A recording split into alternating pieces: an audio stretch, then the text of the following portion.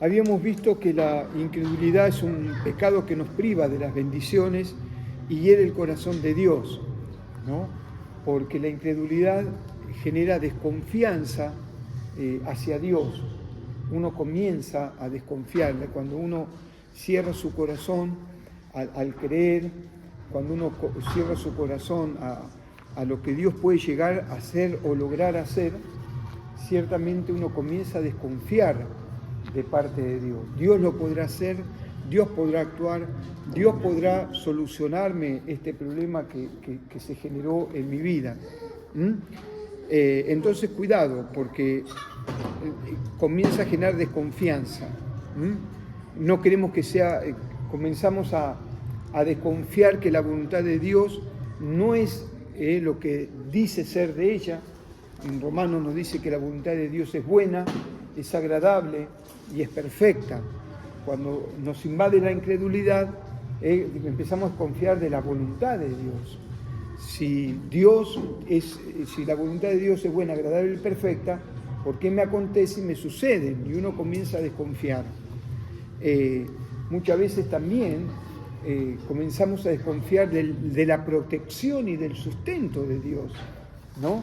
Cuando quizás nos quedamos sin trabajo, cuando nos acontece o nos sucede algo, ¿cómo es posible que Dios, siendo mi protector, mi escudo, mi galardón, mi fortaleza y mi fuerza, cuando yo comienzo mi corazón es invadida por la incredulidad, esto es. Y también la disciplina, ¿no? Porque Dios nos disciplina, aquel que tiene por hijo, Dios lo disciplina, ¿no?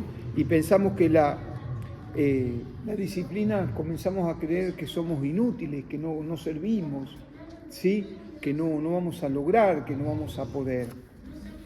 Ahora habíamos hablado y habíamos hecho un pantallazo sobre qué es la fe, ¿no? Y seguramente como hicimos el martes pasado, cuando hablamos de la fe, todos vamos a citar Hebreos capítulo 11, verso 1, ¿no? Muy bien. Bien, entonces eso es la fe, ¿no? Pero también decíamos que es un don de parte de Dios, es un regalo que Dios nos da, ¿sí? La fe, hay una fe natural, pero también hay una fe que es sobrenatural, esa fe que sobrepasa lo que yo puedo con mi intelecto creer, ¿no? Cuando vemos un milagro sobrenatural y decimos cómo es posible que una persona que estaba paralítico de hace casi 38 años o 15 años o 20 años ahora comienza a caminar, y eso es una fe sobrenatural, no es una fe que puedo llegar a tener yo, ¿no? Una corazonada, una esperanza, sino que es una fe sobrenatural. Y habíamos llegado a lo que íbamos a comenzar a ver hoy, un triste ejemplo de incredulidad. Hasta ahí habíamos quedado. El libro de Números 13 y 14 nos refiere a una triste historia y un ejemplo de incredulidad que el autor de la carta a los Hebreos recoge para hablar sobre el reposo de parte de Dios. En el libro de Hebreos, capítulo 3, verso 7, dice: por lo cual, como dice el Espíritu Santo, si oyere hoy su voz, vamos a agregarle el 8 para poder entenderlo bien, no endurezcáis vuestros corazones como en la provocación en el día de la tentación en el desierto. Ahora pasemos al capítulo 4, verso 13. Dice: y no hay cosa creada que no sea manifiesta en su presencia, antes bien todas las cosas que están desnudas y abiertas a los ojos de aquel que tenemos que dar cuenta. ¿Sí? Entonces, para nosotros pareciera, ¿sí?, que la incredulidad avanza, pero hay algo que está descubierto en nuestra creencia, pero que en Dios está completa.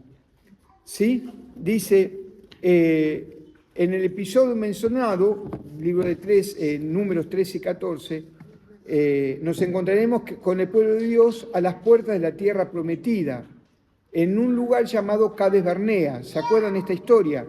De los espías. En el libro de Números, capítulo 14, verso 11, dice: ¿hasta cuándo me ha de irritar este pueblo? ¿Hasta cuándo no me creerán con todas las señales que he hecho en medio de ellos? ¿No? ¿Por qué el pueblo no entra en reposo? ¿Por qué el pueblo no entra en descanso? Es lo mismo que si el Señor nos hablara a nuestro corazón, decir, yo no te mostré todas mis maravillas, yo no te mostré mi poder, yo no te mostré mi misericordia, ¿no? Y Dios le está diciendo a su pueblo, yo me manifesté, los saqué de ustedes del Mar Rojo, tenían hambre, les mandé maná, me dejaron de pedir maná, me pidieron agua, hice brotar de la roca, me pidieron carne, les mandé las codornices, les mandé las columnas de fuego, ¿no? Para que los protegiera en la noche, y los mandé las nubes para que los cubriera del desierto. O sea, y aún siguen incrédulos, ¿no? Y qué fuerte esta palabra direccionada también en lo personal y en lo de cada uno de nosotros. Que el Señor nos confronte ante nuestra necesidad, ante una problemática, ¿sí? Que nosotros todavía seamos incrédulos, sabiendo que hemos pasado y transitado diferentes cosas en nuestras vidas en las cuales el Señor nos sacó de cada una de ellas. ¿Sí? Cada uno de nosotros ha experimentado milagros extraordinarios y sobrenaturales de parte de Dios en diferentes momentos de nuestras vidas. No hemos tenido trabajo y de buenas a primera el Señor hizo que un trabajo apareciera, problemas emocionales y vimos que Dios ha suplido, Dios ha manifestado enfermedades, que Dios ha traído un milagro extraordinario. Y esa misma palabra recae en nosotros. ¿Hasta cuándo me voy a irritar de este pueblo? No reposaron, no aprendieron a descansar en mí, no aprendieron a esperar en mí. ¿Sí? Y esto un poco nos toca en el día de hoy a cada uno de nosotros que somos desafiados con las noticias que hemos traído. ¿Sí? De poder reposar en Dios, de poder descansar en Dios y de poder ver un milagro en Dios. Amén. Dice en Números 14:23, no verán la tierra de la que juré a sus padres, no, ninguno de los que me han irritado la verá. A causa de la incredulidad, aquellos que se cerraron, aquellos que dijeron, bueno, la tierra está buena, la tierra realmente es productiva, la tierra se desarrolla, hemos traído frutos, pero ¿no? La dificultad, la incredulidad, el hecho de haber expresado eso trajo incredulidad sobre el pueblo se irritó y entonces el Dios dijo, esa generación no va a entrar a la tierra prometida, ¿no? Y cuidado que nuestra incredulidad nos impida ver lo sobrenatural que Dios tiene por delante, ¿no? Porque nosotros no andamos por vista, sino que andamos por fe. Nosotros no vemos para creer, sino que creemos para luego ver. ¿Sí? La Biblia dice, mas el justo por la fe vivirá. Ya desde el hecho que nosotros recibimos a Cristo por la fe, ¿sí? Porque todo fue por fe, no fue por vista, sino que le hemos creído por la fe y lo hemos recibido. Hoy vivimos una vida cristiana por la fe. ¿Sí? Caminamos por la fe y andamos por fe. El veredicto de Dios fue que no verán la tierra que le juré a sus padres, no ninguno de los que me han irritado la van a ver. ¿Cuántas lecciones para aprender? Hebreos 3:19 dice, y vemos que no pudieron entrar a causa de la incredulidad. No entraron. Y a veces no poseemos por nuestra incredulidad. Pero dice, a causa de la incredulidad, pero también dice, pero lo que hemos creído, entramos en el reposo. Entonces vemos que el creerle a Dios es reposar, descansar, dejar que Él haga, ¿no? Hoy hablaba con Lío y justamente también se lo compartí con los chicos, ¿no? Y le digo, Lío, tenés una meta, ¿no? En vos. Me dice, sí, dice, te gustaría ser arquero de la selección, ¿no? Y me dice, sí, es mi sueño. Y yo decía, bueno, pero para ese sueño hay que trabajar, hay que esforzarse, pero también hay que creer, ¿no? Y también nosotros tenemos que entrar en el reposo de Dios, porque la incredulidad nosotros nos lleva que somos nosotros los que queremos actuar, que nosotros somos los que queremos ayudar, que somos nosotros los que queremos hacer, ¿no? Y si somos nosotros en nuestro brazo de carne, y Dios no se glorifica en el brazo de carne, Dios se glorifica cuando Él hace las cosas, cuando Él mueve su mano de poder, cuando Él abre el mar rojo. Por supuesto, vamos a tener líderes que van a tener que mojar sus pies para que en ese acto de fe el mar rojo se abra, ¿sí? Dios va a demandar de nosotros actos de fe, ¿sí? Pero en el reposo de parte de Dios. La desconfianza, ¿sí? La incredulidad y la desconfianza en nuestras relaciones personales, ¿sí? Porque la incredulidad va ligada también a la desconfianza. Hemos visto que el desconfiar nos lleva a no creer en la voluntad que Dios tiene para nosotros. Ahora, el cuarto punto nos habla sobre la desconfianza en nuestras relaciones personales. Aquel que es desconfiado no solo va a desconfiar de Dios, sino también en aquellos que los rodean, ¿sí?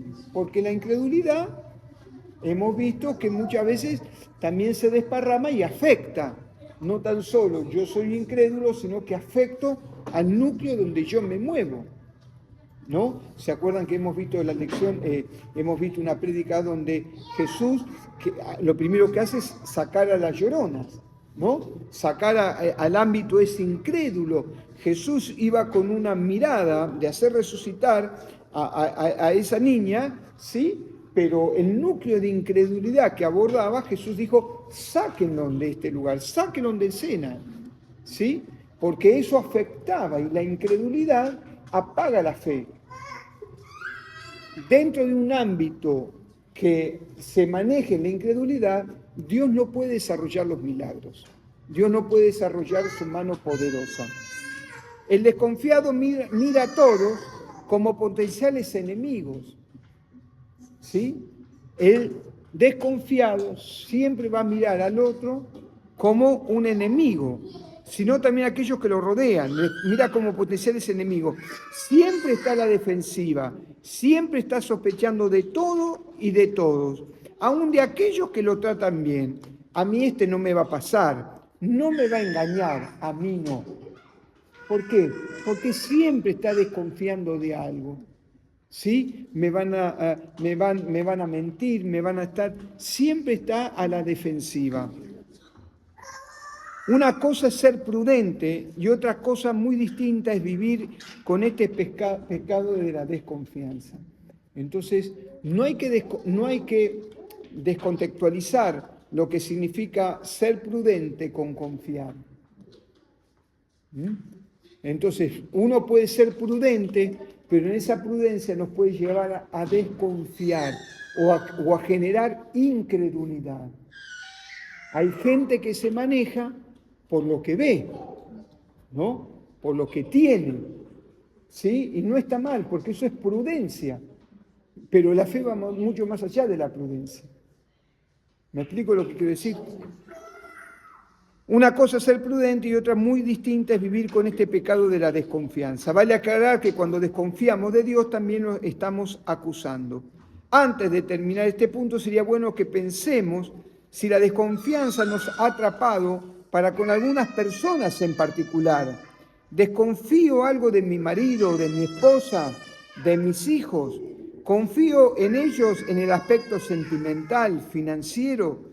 Tal vez haya otra persona que la que usted sistemáticamente se muestra desconfiado, entonces medite y piénselo, ¿no?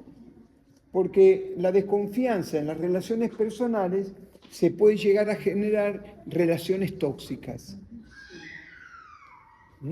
Yo no confío en mi esposa, desconfío en mi esposo, desconfío en mi relación con mi prójimo, con mi hermano, desconfío con quien trabajo y eso va generando relaciones que son tóxicas y que nos hacen mucho daño también en nuestra vida espiritual, ¿sí? Y aún en nuestra vida mental.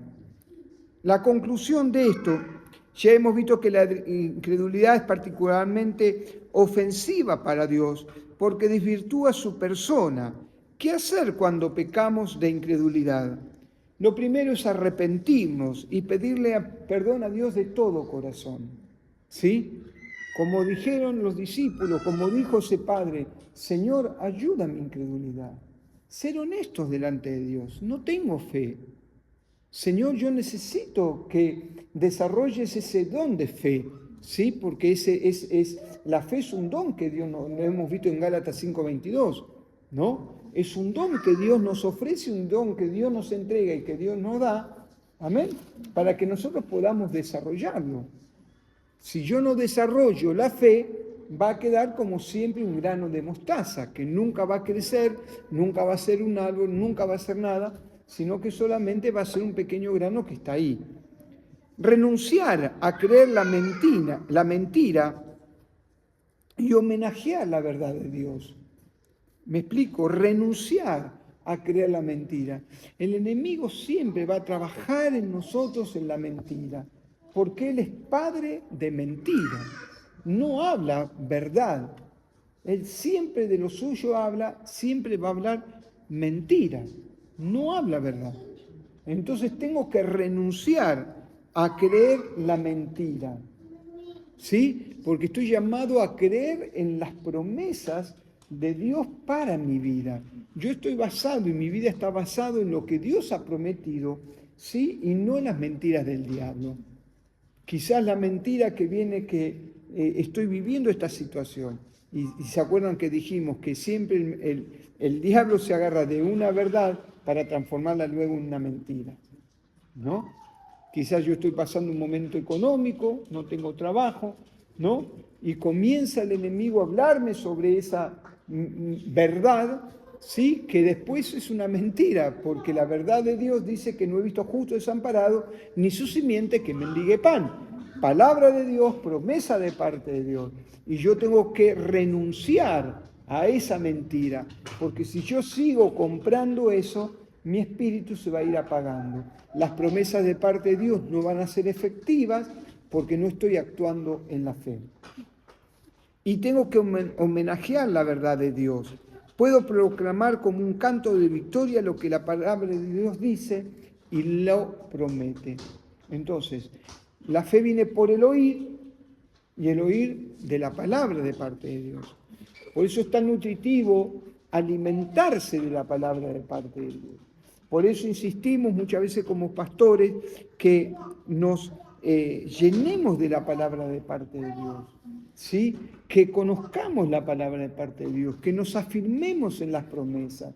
La palabra de Dios es un ancla en el cual nos sostiene cuando vienen los momentos de tormenta, ¿no? En una vuelta hemos ido a la fragata Libertad hace un par de años, ahí con mi esposa y mis nietos y mi nuera, y cuando fuimos a la fragata lo que me llamó poderosamente la atención fue lo enorme del ancla, ¿no?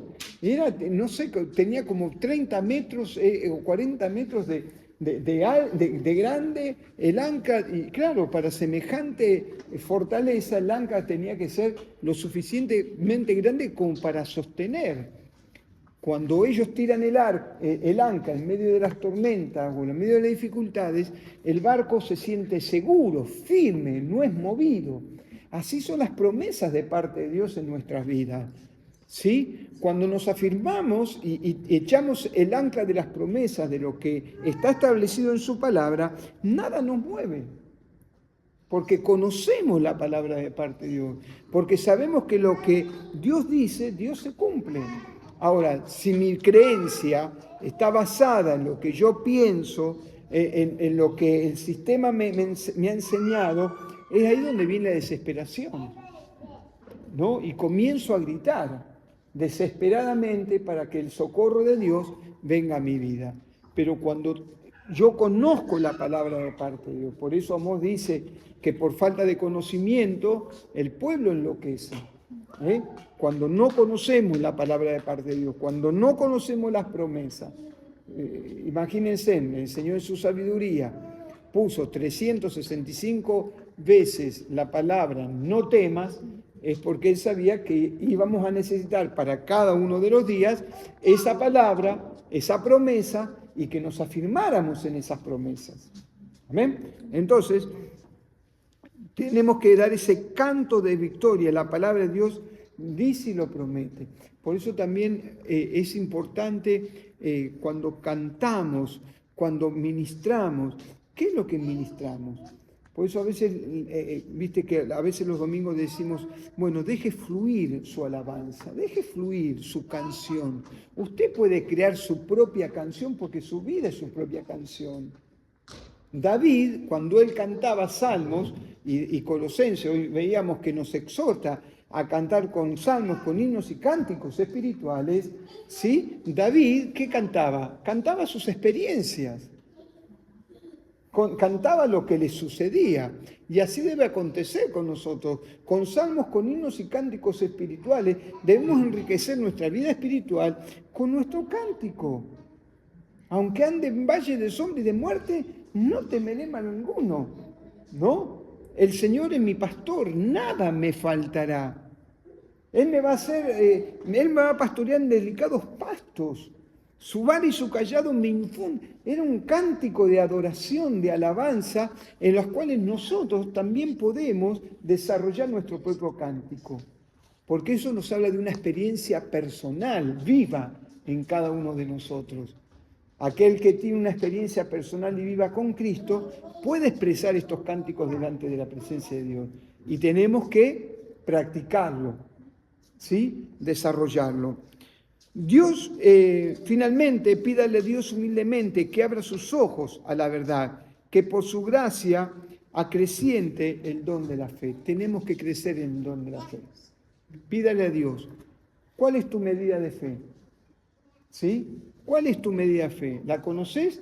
¿No la conoces? Permití que siga creciendo tu fe. Pedir a Dios que Él siga haciendo crecer tu fe. Dios no rechaza a un hijo sincero que, como aquel hombre atribulado de Marcos 9:24, se atrevió a decir, creo, ayuda mi incredulidad. Creo, pero ayúdame, porque todavía soy incrédulo. Creo que podés hacerlo, pero me cuesta entenderlo. Creo que vos tenés una respuesta, pero me tenés que ayudar. Y Jesús le ayudó y ayudará a usted también en esta carrera del fe. Amén. Entonces, la incredulidad es un pecado que nos puede llevar a que nuestra fe se vaya apagando hasta tal punto que yo haga las cosas con mi fuerza y no con la obra del Espíritu Santo. Amén. La incredulidad me lleva a mí una vida de desconfianza que puede afectar a mi núcleo familiar, personal, amistades, gente con la cual trabajo, esposo o esposa, hijos, desconfiar, ¿sí? Y esa desconfianza produce en mi vida incredulidad. Cuando yo soy afectado por la fe, aunque vea circunstancias negativas, yo sé que Dios puede transformarlas y cambiarlas. Amén. Nos arrepentimos, confesamos y le pedimos a Dios que Él nos ayude a acrecentar nuestra fe. Amén.